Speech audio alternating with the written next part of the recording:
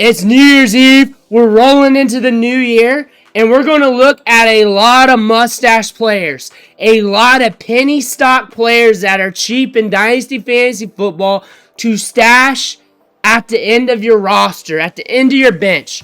We're looking at 20 plus players here, guys that you can pick up on the cheap, guys you can strategize around, and if there's one you don't like, guess what? There's going to be 10 more players I'm going to talk about. I'm not stashing all of them, but I'm going to stash some of them. It's just how my league's going to flow. But before we dig in, you need to click that subscribe button right now because we're going deep looking at these stash plays, these guys to pick up. We're looking at the market on these players all off season long so you can build your dynasty teams.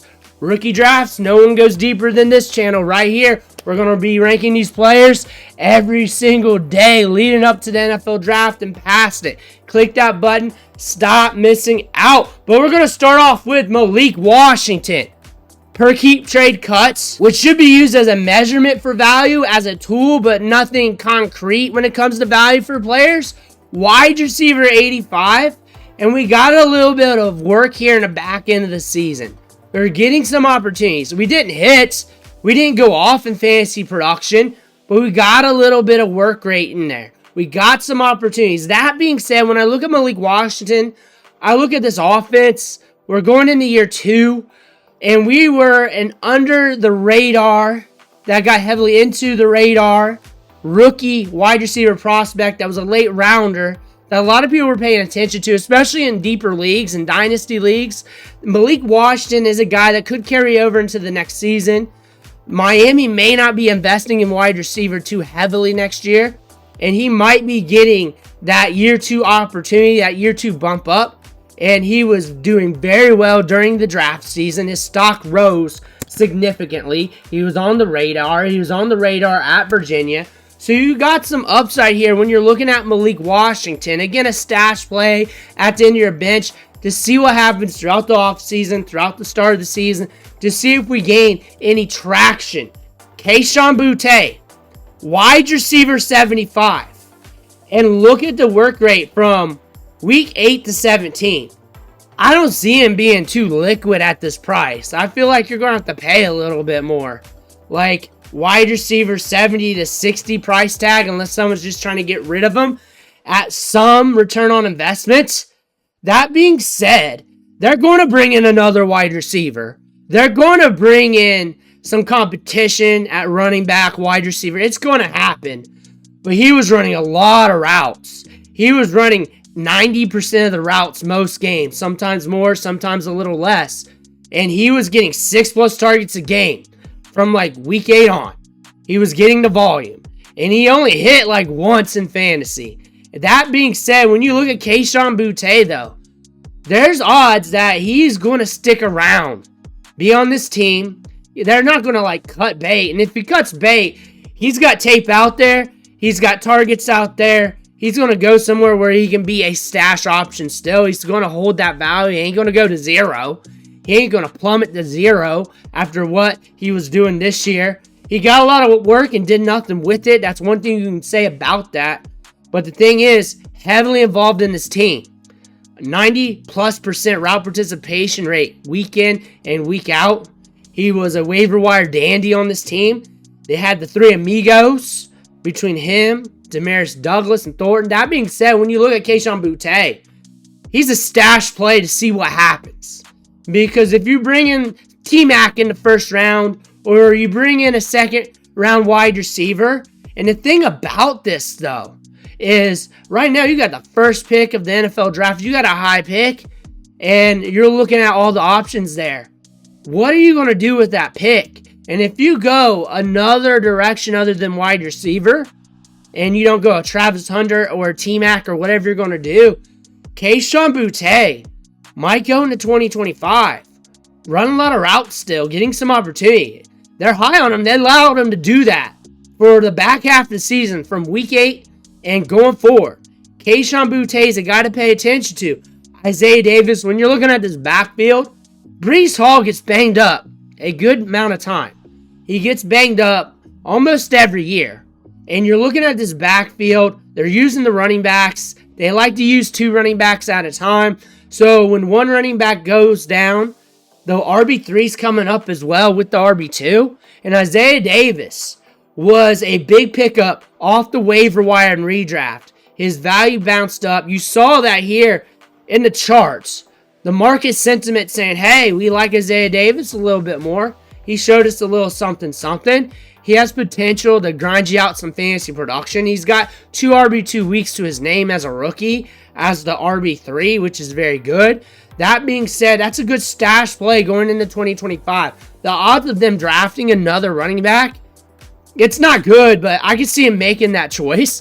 I could definitely see that. They just kept doing it overall. But Isaiah Davis, going into 2025, a stash running back play, because you do not know what attrition is going to look like at the running back position in 2025.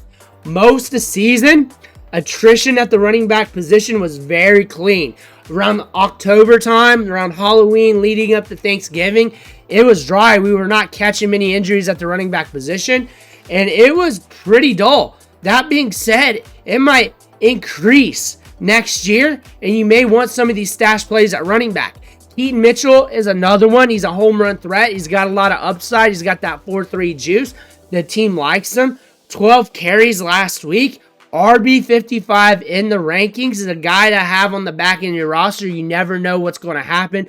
All it takes is one touch, and he could house it. And again, attrition did not hit hard this year in 2024. 2025 could be different. 2025 could revert back to the mean. The last couple weeks at the end of the season, week 16, 17, 18, attrition wasn't too great. That being said, in the middle of the year, attrition wasn't normal. It was rather clean. A guy like Keaton Mitchell, a guy like Isaiah Davis on the back end of your deep dynasty league might be a guy you want to look at. Jermaine Burton didn't get many opportunities this year. Another guy you can look at is Yoshi. Yoshi this, Yoshi that. But he's a rosterable player in deeper dynasty leagues as well. Jermaine Burton, a rookie who had a landslide in value. A lot of people were looking forward to him in this Bengals offense. Wide receiver 3. T. Higgins might have been gone this year, but he wasn't. He came back. That being said, Jermaine Burton is a young wide receiver with some draft capital to his name. Not super high. Still young. Can get downfield, make plays happen. A guy that you can put some penny stocks on. Now we're looking at Roman Wilson. Injuries really impacted him. Wide receiver 80 when it comes to the rankings here. Value says free. And that being said, if you pick him up, you got a guy on the back end of your roster on a wide receiver depth chart that really isn't stupendous. You got George Pickens and then what? That being said, they're probably bringing in more wide receivers, maybe. And Roman Wilson looked good in the offseason, looked good in training camp. He was making some headway. He's got good route running. He's very crispy. I would not be surprised if he takes a step forward in year 2 or year 3. And that being said, when you look at the Pittsburgh offense, how much upside does the wide receiver 2 have? That's your question. But does it really matter if you're paying wide receiver 80 price point and he gives you like wide receiver 30 to 40 production and you're like, okay, I'll just sell in the up or I just use them as a patch-up play from week to week. Again, another stash play to look at. 80 Mitchell has a lot of upside and he's creating a lot of separation per route ran. He's getting a lot of opportunities and this offense throughout the season is very up and down. That being said, when you look at this wide receiver depth chart, it's deep. It's deep. Michael Pittman's good. Josh Downs is good. Alec Pierce turned things up this year. Quarterback plays very up and down, especially when it comes to the volume in the passing game. 80 Mitchell, though, big-time draft pick, big-time speed, can stretch the field. Showed a little bit of promise here as a rookie. Not too much, but flashed a little bit. Was able to get on the field with all these circumstances not really going his way. Very crowded depth chart. However, at wide receiver 55, when you're investing in a wide receiver like this, at this price point, that's very cheap, and it's going to get cheaper closer to the rookie draft season, that's a good price tag for the upside, and if it doesn't cash in, you're just throwing it away. That being said, the upside's pretty grand with him. Troy Franklin. The thing is, when he's on the field, he gets targets. Like 22% of his routes ran, he's seen a target. Because Bo Nix Knows him some Troy Franklin from Oregon. Wide receiver 69. The stock dropped in October, went up a little bit when he started seeing some opportunity, and then it kind of just hovered a bit. That's what that tells me. I don't look at the rankings from Keep Trade Cut and go, oh, this guy better than that guy. I look at the rankings from Keep Trade Cut and be like, that's market sentiments. That's the overall feel. If I put 100 Dynasty gamers in a room and I say, Troy Franklin, now I know what their gut kind of feels like and I can kind of react off of it. That's what that chart tells me. The gut dropped around October. They perked up a little bit when he started seeing some targets and some workload around week 11 against Atlanta. And then it kind of did this because he was running a little bit more routes. That being said, they traded up to get him. He's got a rapport with Bo Nix. When he's on the field, he gets targets. This team, they got to make some decisions at the wide receiver spot in the offense. I expect them to bring in more competition. I expect more competition to be on the field at the wide receiver spot. However, there is some upside to this. The price point's cheap. Audric estimates cheap, and Dynasty Gamers perked up back end of November when he started seeing some opportunities. And that makes sense around week 11-ish, 12-ish, when he's starting to get some workload. That being said, when we look at Audric estimate here, bowling ball running back, doesn't catch many passes out of the backfield, but you're not paying for that.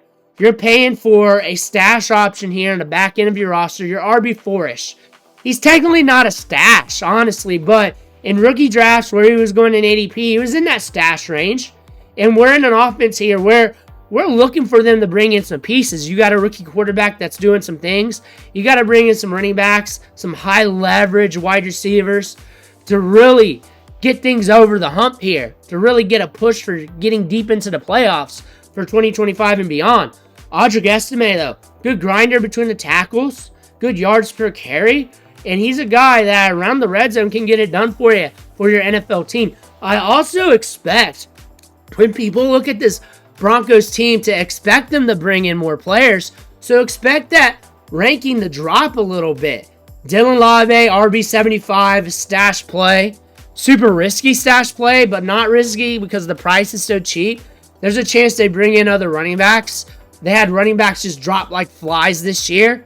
Running backs come and go, and none of them were really undeniable. Amir Abdullah, huge back end of the season. Another stash play, but I don't think he's too liquid right now because of what he's been doing. I'd hold on to him, but I'd also try to sell him for a little bit more and get an ROI on him if I can, because you know that's not for long. But we're looking at Dylan Lave here. You're looking at the market sentiment. We know he can catch passes out of the backfield. His final year of college, he caught more passes than Marvin Harrison Jr., even though that's small school level. You got some explosiveness. They're excited about him in training camp. They're always excited about the rookies, but when you're watching the clips every day, you kind of get the sentiment and the feel of the player. Dylan Lave, a cheap chip. Sincere McCormick came on pretty thick there for a little bit, and they were excited about him. They gave him the starting role. We might come back next year, middle of the summer. He's holding on to it. I look for the Raiders to do something at the running back position, either in the draft, free agency, or something. I look for them to do something. RB71 in the rankings. So if I'm looking at this backfield and I want to invest in the Raiders backfield, which sounds stupid, RB71 price tag, RB80, something like that, it's fine, because once you get burnt, it ain't going to take your skin off. Kamani Vital, RB50 here, and the market sentiment. The market pumped him up once he started getting some opportunity, once the injury started to hit, and they're just watching to see what happens. That's what the market's saying for me, RB50 range. I look for that to decrease. When you look at the production chart here, he had the opportunities. It's not like Gus Edwards all world. It's not. And you're looking at this, he had his chances. He did not cash in. So maybe we get a year two bump up. Maybe not.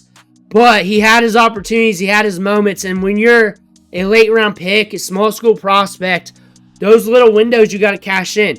He didn't. The price tag should get cheaper here in the next few weeks and months. As people look back, they think about the draft and everything else. I would want him cheaper than where he's at right now. Looking at Brendan Rice, if you really want to go bottom of the barrel here, 117. The market took a dump on him, wasn't seeing the field. If you're hoping for a year 2 bounce back, there you go. The odds are severely against it. One, when the market takes a dump like this, it's a good indicator. And also late round picks who don't do anything that first year or early that second year, odds are severely against them. Will Shipley. So we're looking at this, and Saquon Barkley did not get hurt this year. Saquon Barkley has an extensive injury history. We did not see many injuries at the running back position this year, especially hugely significant ones. We like Gainwell. Gainwell's been looking good. Will Shipley, around RB70 price tag, has gotten a lot cheaper. Did not really do much with his touches this year, but we're going to be going into year 2. Things could be different.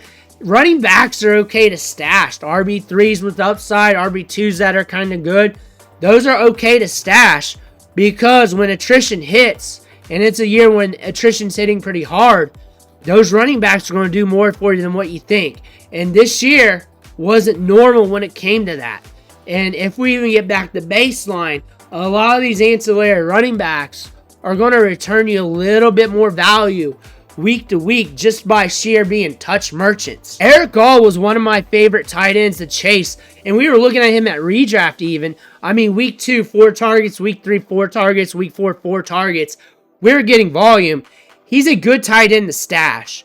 I don't even know if he's really that liquid on the market, because if I have him, I'm not really going to give him away. I'm not going to give him away for ancillary picks. I want to see this one kind of through, because we're seeing the volume in the offense. We saw what Gesicki could do. We saw him get some work early, and that's hard to do at the tight end spot, especially when you got competition at the tight end spot and a lot of competition in this offense. Eric Gall is a cheap stash that's not liquid, but if you got him, I'm holding on to him with a decent grip. Luke Schoonmaker's another tight end to look at. There's a lot of tight ends you can stash. My word of advice for tight ends is do not stash too many. Maybe have one, if any. Just have your tight ends and roll with it. The odds that your stash tight end hits for you isn't very good. There's a good chance for it with some of these guys. But again, when you're looking at the tight end spot week to week, it's just the top tight ends that you really like. The rest of them, you're just playing the matchups with. Tight ends typically get a low ADOT.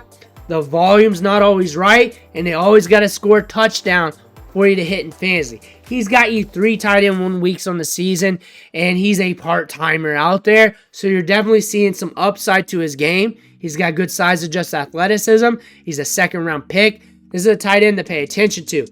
Luke McCaffrey. Some people like him. I don't really like him that much as a prospect, but we're in an offense here that can go YOLO in some matchups.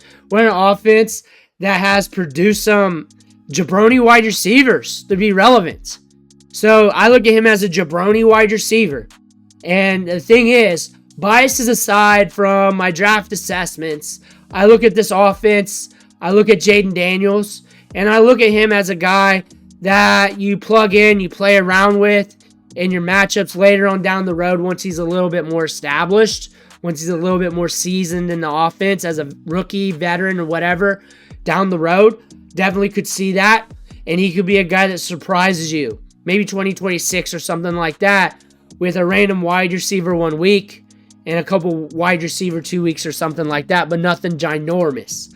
Wide receiver 76, back end of your roster with an offense that can cook, that's something to pay attention to. Marshawn Lloyd, good size adjusted athleticism. He was hurt this year.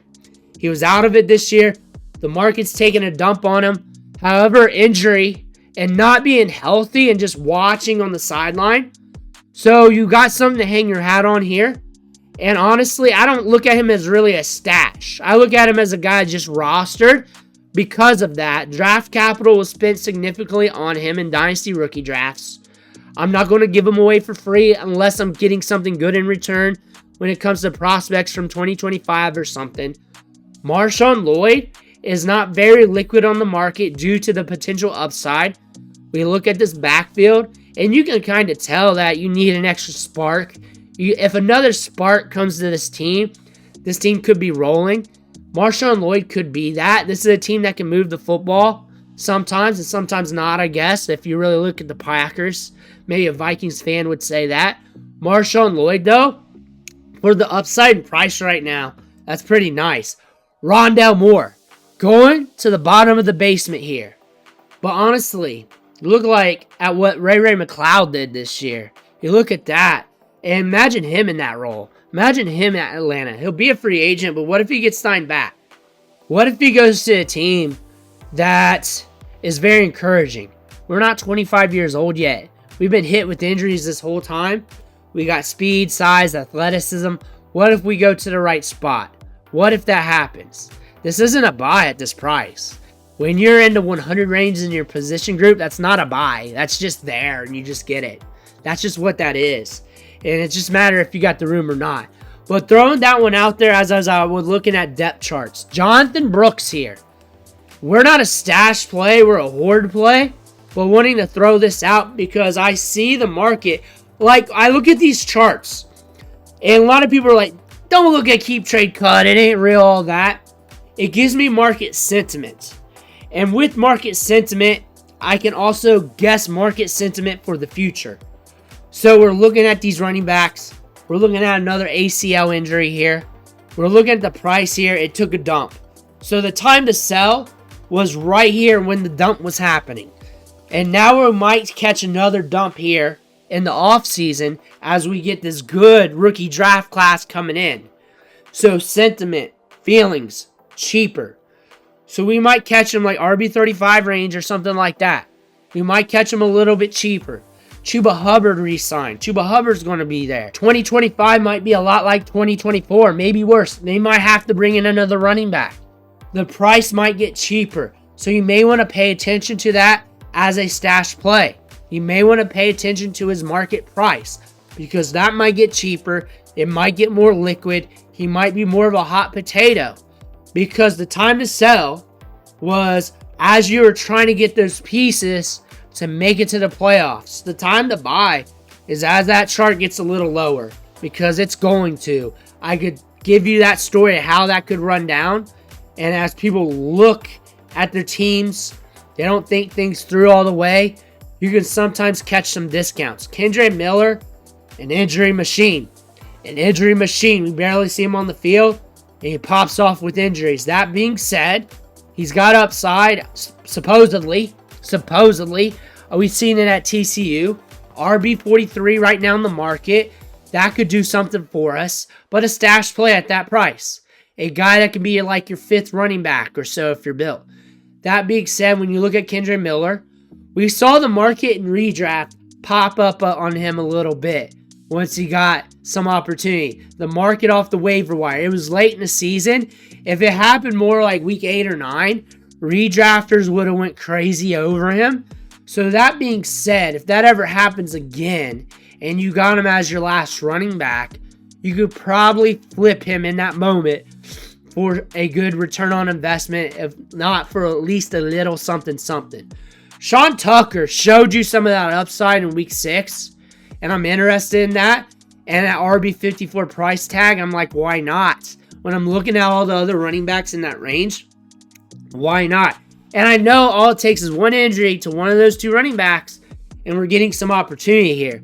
And that's a good stash option. I also know if I have one of those two running backs, I might as well have Sean Tucker stashed just in case.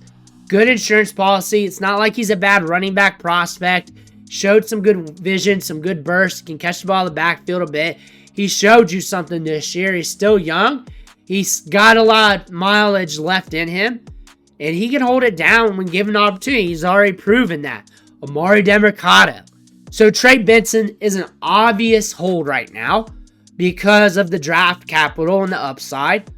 But the thing is, when something does happen to James Conner, Amari Demercado is healthy, Trey Benson is healthy, we're middle of the year, they use both those two running backs. And it's almost dead nuts even with the workload. That might change once we get further into training camp and Trey Benson might spring off of that and earn more. That might happen. But Amari Demercado's got burst, and they use him a little bit more in the passing game. As a stash play at RB78, if I got Benson, or if I got Connor and I can't get Benson, this might be a good, cheap insurance policy for your dynasty team. Jacob Cowing, he's a good prospect, early breakout age, broke out with 2 different collegiate programs. I'm not looking to stash 49ers wide receivers, but if you're looking for one off this roster, Jacob Cowing at 105 price tag, a guy to look at. We're seeing a lot of injuries in the Seattle backfield. Kenny McIntosh could be your guy when given the opportunity. He's running at a fair clip, yards per carry when given the chance. The sample size is low. He's good at catching the ball out of the backfield. But it's almost every week one of these running backs are hurt. Kenny McIntosh might stumble into some opportunity. The odds of them drafting another running back isn't that great because they like McIntosh. They got 2 high-end draft picks on those 2 running backs. When you're looking at Walker and Charbonnet, the odds of them spending capital on another running back's not great.